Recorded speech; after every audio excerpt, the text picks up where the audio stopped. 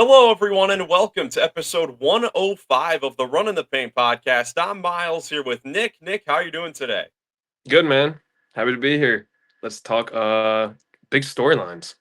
Yes, sir. Lots of big storylines to talk about today. But first, we already got Pirtle pulled up here, so let's get her over with. Nick, what's your guess? Three different Eastern Conference teams that this guy's played on. We're going with Precious Achua of the New York Knicks. Precious Achua. All right, let's do it. Precious Achua. A Whoa, it's lag. lagging and it's loading. First time ever, and there we go. Right on the number. 25 years old in the Western Conference, who's a big guy. All right. Let's see. What How draft class old is this? how old is Jackson Hayes? This is like 2018 draft class? Yeah. This is my draft. This is like Zion's draft class. Let's see, what was Achua? They both came in like around the same time. Why don't you try Jackson Hayes Jackson is Hayes? your guy? Yeah, let's try it. Higher number. Let's see if it. Oh man. Oh, he's only 24.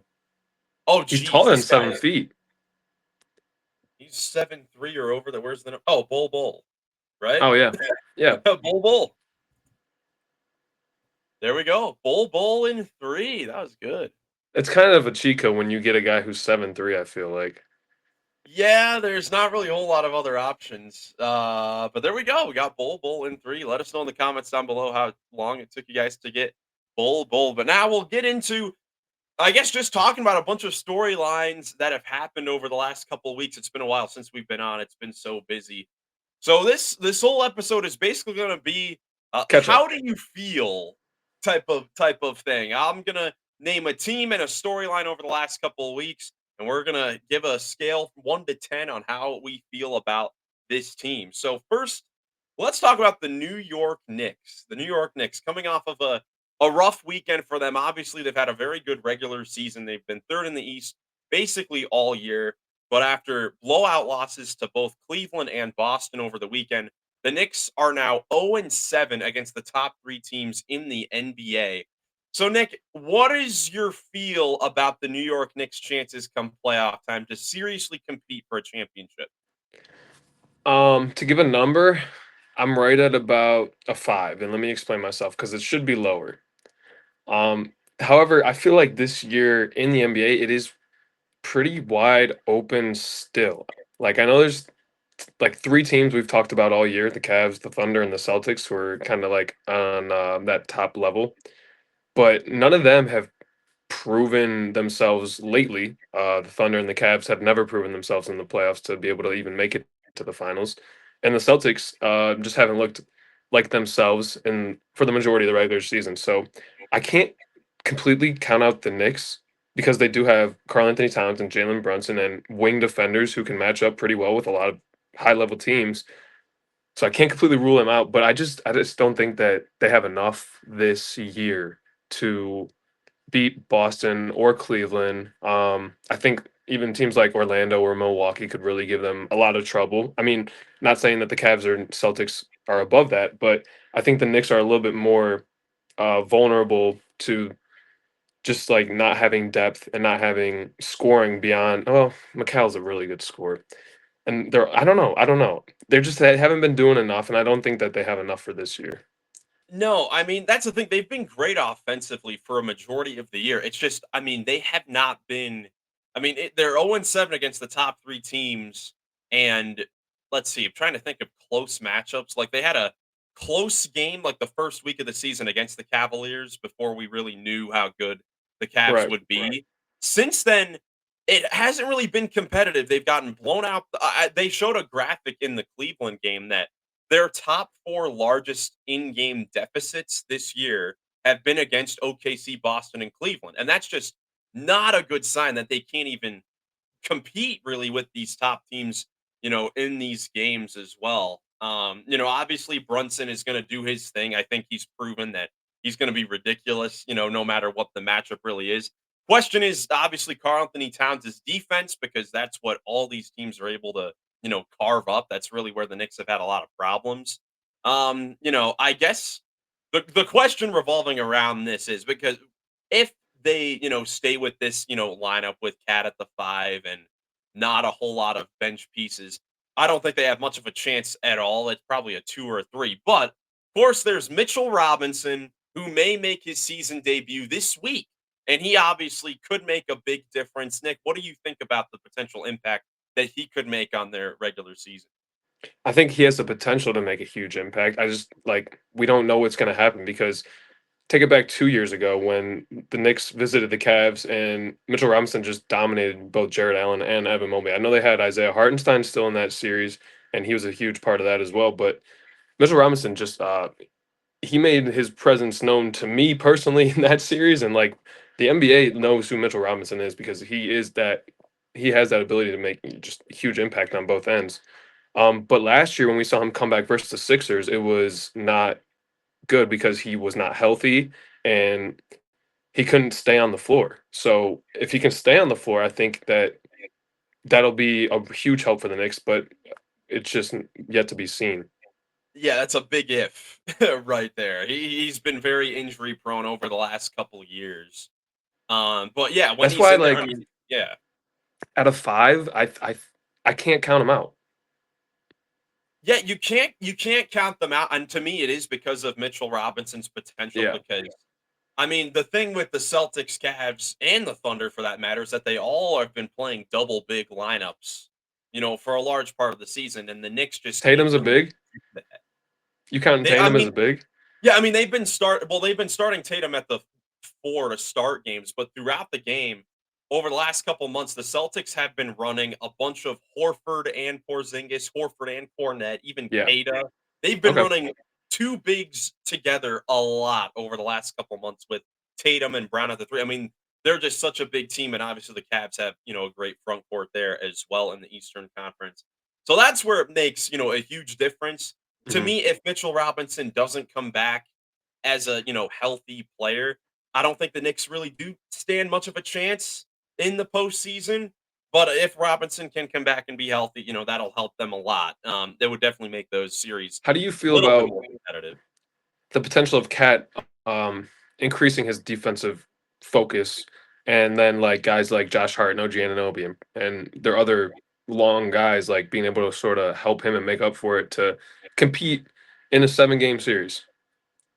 I feel like I mean, they need to compete now. Like, Cat needs to be competing now, especially in those games, because that's the thing. Like, in previous years, the Knicks, yeah, or just for any team for that matter, when you're going through the regular season, you want to at least build some confidence against these teams. And right Yeah, now, I don't think they have any confidence against any of these teams, right now. Maybe the Cavs because they beat them 2 years ago, but it's very different rosters and improvement on the Cavs side and maybe on the other way for the Knicks side of things. So I feel like if there was any focus, or anything like that, that would have had to start this weekend.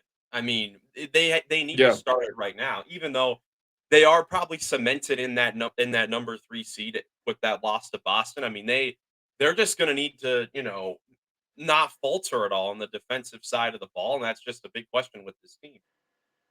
I agree. I mean, they escaped with a 2 point win against Chicago right after the All Star break, and then drop a 30 point loss to Cleveland and 15 to Boston. So Yeah, it's not a good start post All-Star break. And they don't have a super easy stretch coming up. We'll talk about some of these teams later, but they're playing against some teams that are been playing very well. Wow, it looks like so they play Philadelphia on Wednesday, who's been in the struggle bus. We'll talk about them in a little bit. But then let's see, big road trip.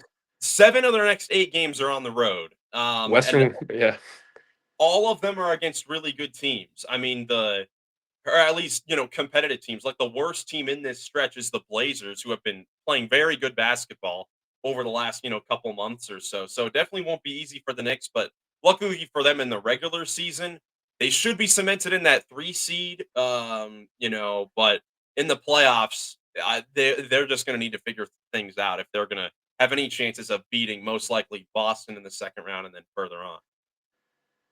yeah. We'll see. Um, Yeah, we'll definitely see. Next team, let's talk about the 76ers. My goodness, man. A season that was filled with championship dreams has been filled with nightmares. 20 Uh, and 37 as it stands right now. Unbelievable. 20 and 37. They've lost their last 8 games. And their last 2 losses are against the 2 teams that they're fighting with in the play-in. They lose at the buzzer to Brooklyn at home, and then they lose to Chicago. They trailed at one point, I believe, by 50 at home to the Bulls.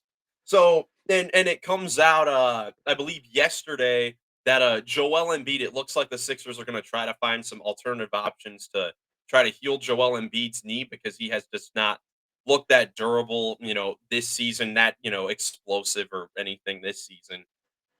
So, man, Nick, I mean, this is unbelievable. I mean, I don't think any of us would have expected something like this to have happened to the Sixers this year. I mean, like you said, they're 17 games below 500. Yeah, I mean, it's hard when you dig yourself a hole at 2 and 12 to start the year. I think that's what they were, something like that. Yeah. After that, I mean, they kind of had a good little stretch here. They won 11 out of 16 games.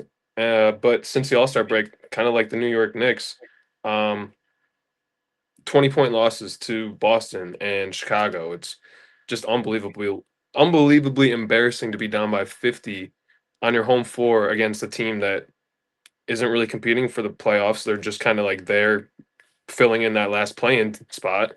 Yeah. That's the thing with all of these teams in here, the Bulls, the Nets, and the 76ers. Yeah, You would think the 76ers are the team that probably wants that definitely wants to make it. I mean, they did have championship aspirations coming in with this new big three and the role players they acquired. And like you alluded to, you have the Bulls and the Nets higher than the Sixers, and they're kind of just there. They don't really right. want to be there. Yeah, it's kind of wild. I don't know what to say. So the question is about their playoff chances? So here's the thing. So with them, being 17 games below 500, they are kind of still there. I mean, they definitely took a hit. Their chances of making the play-in definitely took a hit after losing to the two competitors. But from a scale of 1 to 10, how do you feel about the Sixers making the play-in, or do you think that the Sixers should look to try to just stay in the lottery and just play for a lottery pick at this point? Do they have control of their draft? I believe I'm taking a look right now. I believe, if I'm not mistaken, I think that their first round pick is something like top 6 protected to OKC. Okay. I'm gonna check that Um, right shoot. I don't know, man. You gotta ask Daryl Morey because, like, now. And yeah. Philadelphia is top 6 protected to Oklahoma City. So that means if it gets 1 through 6, they keep it or it Yeah, goes. the Sixers keep the pick if If it's it's 1 1 through 6, Yes. oh man, that makes it difficult. Because right There now is a they're in the sixth spot right now.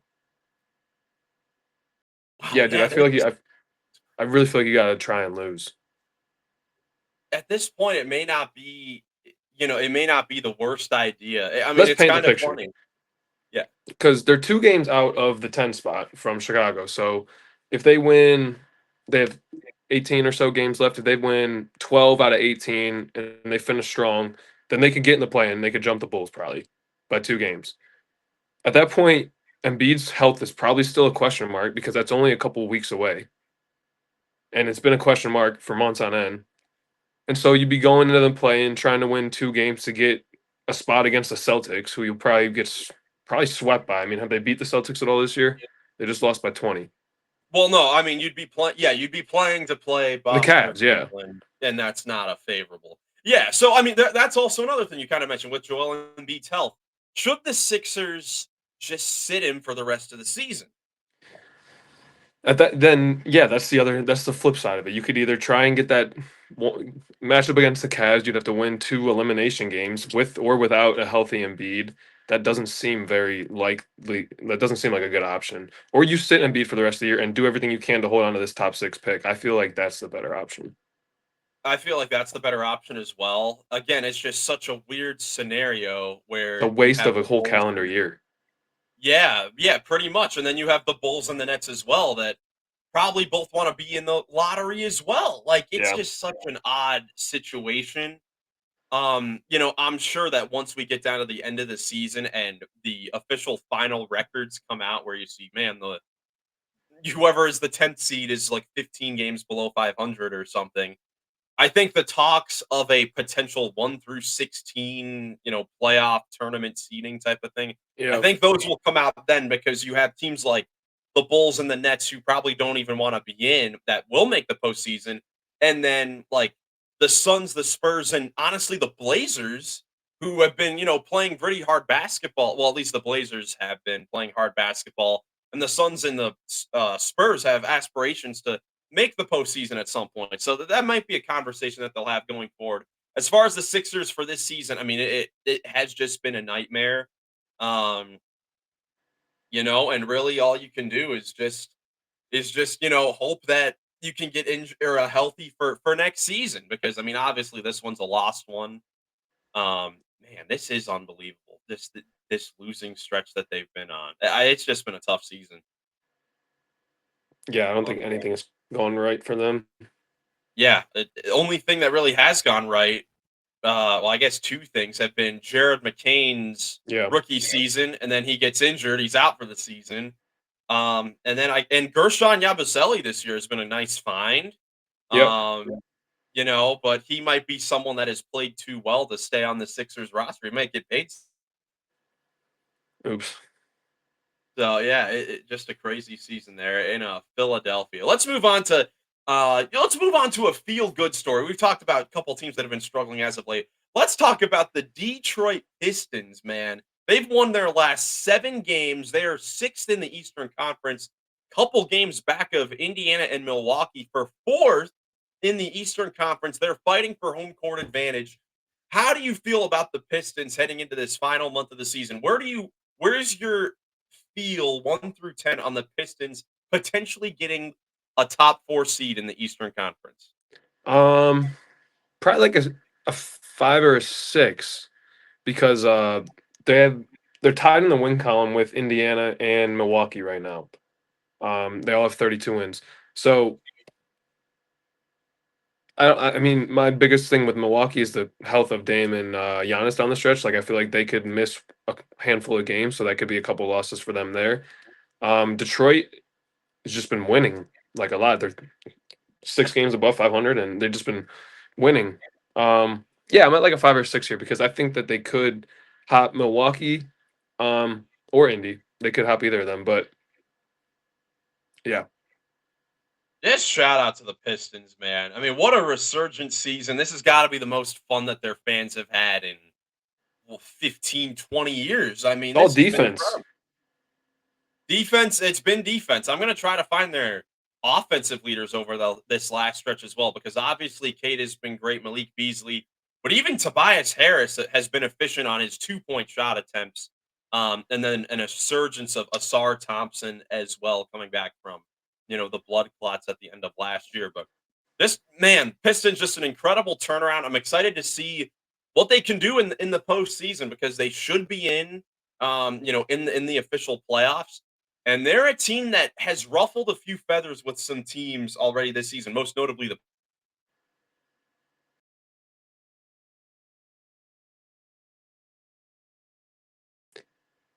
I can't it would believe. just be a lot of fun. Yeah, I can't believe we're talking about the Pistons as a 4 seed. Unbelievable how well they've been playing. I mean, they've got their 32 wins this season. They had what 15 or 14 all last year. It's Right. unbelievable. You look at their losses. I mean, they're 32 and 26. They went on a 28-game losing streak last year.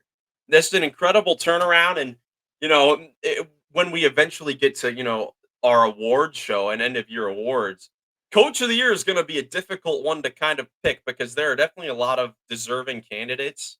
With teams at the top, and then you have a team like Detroit, team like Houston, who have just risen up, in the middle of the conference with legit playoff chances.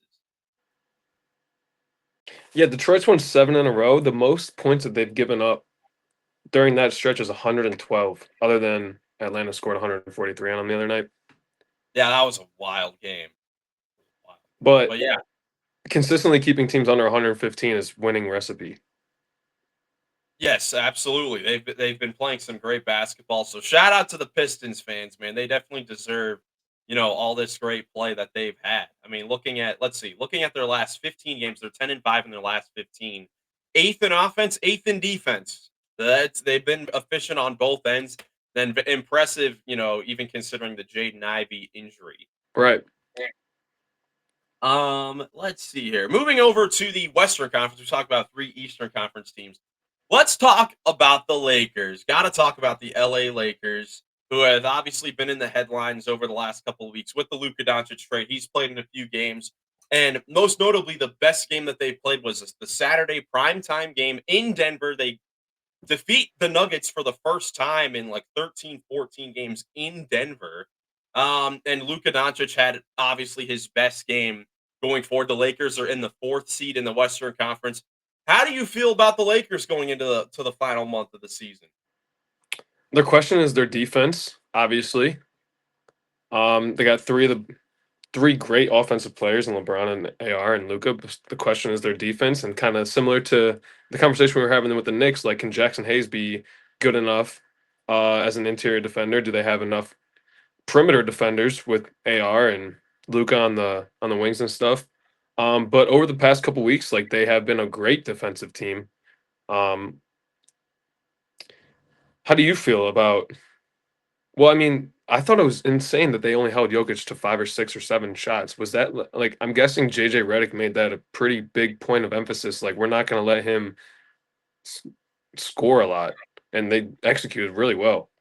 Yeah, I mean, I thought they did a terrific job defensively against Jokic in that game. I mean, that was one of those where it's kind of hard to tell. Like the Lakers, I mean, they've just been so on and off since the Luka trade. I mean, they lost to Utah and Charlotte, then beat Denver. It's Yeah, they still seems like a team that can be prone to, being able to lose to anyone on any given night, but also being able to beat anyone on any given night because of just that offense defense ratio, being so yeah. I don't know crazy. how you're stopping them from scoring 120.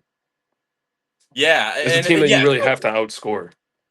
yeah, the Lakers you're gonna have to outscore this team and just force Luca and LeBron to take tough shots because that is something that they will do. But Lakers obviously looking great at the fourth seed in the Western Conference. Excited to see how they play come playoff time. I'm still not really sure how to feel about this team. I think they're a team kind of similar to the Knicks, where I'm not sure if they're not in the upper echelon teams yet. I mean, it's obviously still super early, but um, you can't count them out because they got Luka and LeBron. They could go crazy in any given series. Yeah, I think it's going to be hard to keep them from scoring. So if the defense can be good enough to pair with a really insane offense, then that's the recipe. No question about it. Another team in California that's been playing well since a trade, the Golden State Warriors have been playing very well since the Jimmy Butler trade. He's definitely added in some new life to that team. They're now 30 and 27 on the season, just a few games back from seventh place, even sixth place in that crazy Western Conference. Nick, how do you feel about the Warriors postseason chances with Jimmy Butler now on the squad? I think they look really good with Jimmy. Him and Steph are a great pairing. They play off each other really well, and they're both high level competitors, and that's just entertaining, good, fun to see, fun to watch, and that's what winning is is comp- highly competitive dudes who play uh, with good chemistry. Yeah, and that's what they've been doing. They obviously have the experience from the coaching and their star players as well. They've been looking great on both ends of the floor. Haven't really had the most crazy they haven't played the craziest of teams yet since the trade. Coming up really, let's see if they have any crazy games. I know they played OKC and Cleveland and Boston a lot already this season. So they really don't have that difficult of a schedule going forward the rest of the way. So the Warriors could definitely make up some ground and rise up in the Western Conference with still, a ton to be played.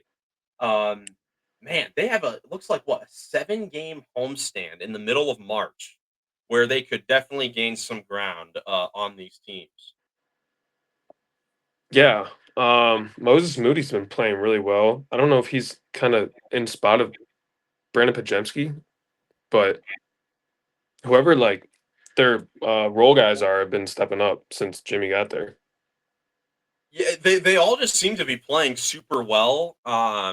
They continue to play small. I mean, they've been playing Draymond Yeah, Green at 5 since this stretch. We'll see how long they're able to hold that up. This all could be part of, the honeymoon phase with Jimmy Butler getting to Golden State and him being happy, but it's definitely been working well for the Golden State Warriors. Kaminga's still out too, right? I believe so. I believe so. I don't think he's played in the last few games. Might be wrong. Yeah, they still got him coming back. So Yeah, they're a deep team, man. They're a deep, yeah, experienced team with that can play well on both ends of the floor. Moving on to a team not that doesn't have a whole lot of experience here. Let's talk about the San Antonio Spurs. This is the first episode that we've had since the unfortunate news of Victor Wembanyama out for the season with blood clot in his right shoulder. Nick, thrombosis. what What is it called? Thrombosis, deep vein thrombosis or something. deep vein thrombosis, something like that in his right Fun shoulder. to say. Definitely does not sound, yeah, I mean, it might be fun to say, but it's not doesn't sound good at all, in the grand scheme of things. Just prayers out to Wemby. I mean, you hope that this isn't something that will tarnish, his career. I mean, he's obviously been incredible over, the first 2 seasons of his career. Yeah, I don't think it makes sense to waste time speculating on something that like might never happen. But it would be awful if like his career was, cut short. Like holy cow, like this is like the best guy we've arguably like seen ever play the game, bro. So he's only in his second year, and if this were to like ruin that, it would really be a shame. But until like we get to that point, I'm gonna remain positive and optimistic and hope that he's just ready to go next season at the same level that he ended this one. Yeah, I agree. Because I mean, obviously, everyone throws out the Chris Bosh blood clots Right. and how that ended his career, but I mean, there's like Brandon Ingram, Asar Thompson. Those are the two most recent guys I can think of that had blood clots that have come back and been fine. Do Ever you know since. any more deeper into the story, like how they uncovered this? I believe during the All-Star break, he said that he had felt something in his shoulder that didn't feel right, so they checked it out, and found the deep vein thrombosis in his right shoulder, and that's how it all came out. Maybe it was because he was messing up his jump shot by just throwing the balls off the rack instead of. Yeah, maybe the karma goes back to Wemby, but obviously sucks for Wemby and the Spurs. I mean, honestly, if you're the Spurs, if there were a time for this to happen, this may be the best time for it to happen, where it doesn't really Yeah. matter a whole lot to win going forward. I mean, they were out of the play-in either way. We were speculating, whether or not they could make a run back with De'Aaron Fox and Wemby there, but with Wemby out, just play for the lottery, get another draft pick. You'll have the Hawks pick as well, and they should be good going into next season as well. But the whole course of the league, a lot of the topic of conversation now is, of course, Wemby is not going to qualify for the Defensive Player of the Year award, which he was clearly the front runner, for that award. Wasn't even close. So now the question is, who is going to be the front runner for that award? Nick, who do you think is your top 3, 4 players that could win Defensive Player of the Year? Because we really haven't been talking about that a whole lot this year. Yeah, I mean, whoever gets it is going to be the last one to get it for a decade. That's not named Wemby, if as long as this deep vein thrombosis works itself out. Um, Man, I really want to say Mobley again. I think he's deserving. Jaren Jackson is also deserving. I'd love to see Dyson Daniels get some love because, again, Victor's probably going to win it for the next decade, and just give it to another guard if that's going to be the case. Like if this is the last opportunity to have a small person win it, then I think Dyson Daniels could get shown some love. Dang, there were a couple other guys, but I'm having trouble remembering. Who do you got? I mean, I think Mobley and Jaren Jackson should be the favorites because of their versatility, and they've been leading, AD? top Oh, he's not defenses. going to be qualified. Yeah, AD won't qualify. I want someone from the Thunder to get some love, whether it's Dort or J-Dub. It probably would be Lou Dort. Yeah. I don't know though. It's really hard to tell, but I mean, they just get it done as a team defensively, but by far the best defense in the league. Really over the last 20 years or so, I feel like they have to get some sort of recognition for how well they've been playing defensively. I mean, that may come in, you know, Dort, Tayson Wallace, and J-Dub may all get all NBA defense this year, and then Mobley or Jaren Jackson could get the actual award. But definitely, some of those guys should receive some sort of credit, for the award. Hmm. I'm trying to. So I'm on MSNBC. It's Jaren Jackson and Mobley are the next two. Yeah, right after Wemby. And then who's after that? Do you see who's after that? No, this is an old article. They only have those three. Okay, here. I'll take a look. Well, I guess the best way to see is the current Yeah. odds by CBS Sports. Or let's see. Nope, we'll go to Fox Sports instead. So let's see. Jaren Jackson and Evan Mobley are tied for the odds. Then it's Lou Dort.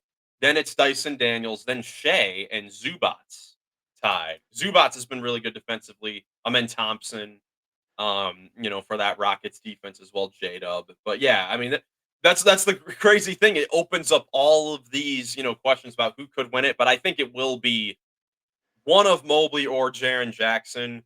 It was cool. Grizzlies and Cavaliers played on Sunday night, and that was a cool little storyline to watch throughout that game. Mobley played great in that one. We'll see how they play when they play in Memphis, coming up over the next couple of weeks. But overall, we now have a race. We now have a DPOI race, and that'll be fun to watch.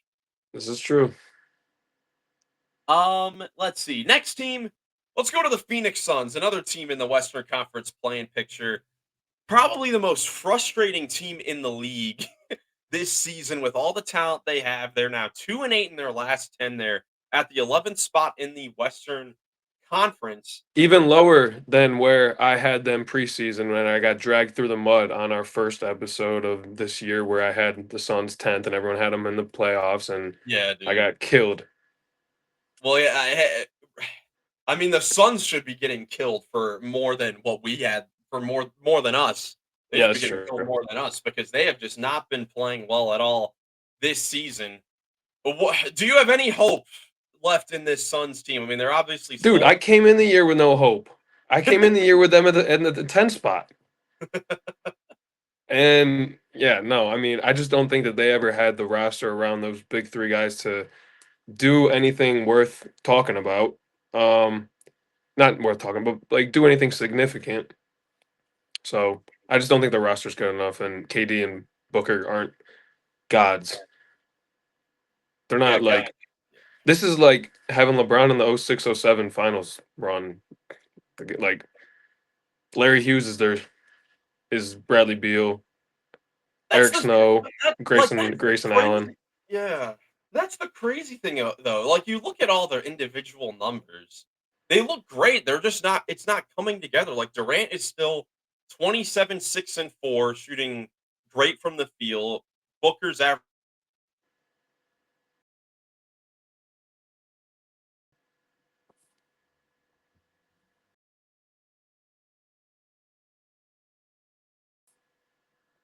Phoenix or Philadelphia? That's a tough question. I okay. What? Phoenix or Philadelphia? Oh, geez. Okay, computer just went crazy there. I don't know what's going on, but Phoenix or Philly? yeah, I Phoenix picked or Philly. in a 7-game series. No, bigger disappointment this season. Um, Philly. Philly? Yeah. I think that's definitely a good question. Let us know in the comments below That's a your good thoughts question. on that one. And then final team we'll talk about, team that made a move during the deadline, the Cavaliers. We talked about the Cavaliers a lot this season, rightfully so, top of the Eastern Conference, but looking even better since the acquisition of DeAndre Hunter. Nick, what have you seen from the Cavs over, the last 5 games or so since Hunter's been in the lineup? I think it's just a level up from where they've been all year. I think that the rich got just richer, and like I don't think it's gonna put a wrinkle in anything or like disrupt any of their flow on offense or defense. I think he just slots right in and keeps them cooking with good things. The way that they pass the ball is very impressive. Like ethical basketball, like Jared Allen has been saying. Like I think that's a really good way to describe it because it is selfless and it is consistently just trying to find the best shot available. And DeAndre Hunter is just another guy that is going to plug in and do that.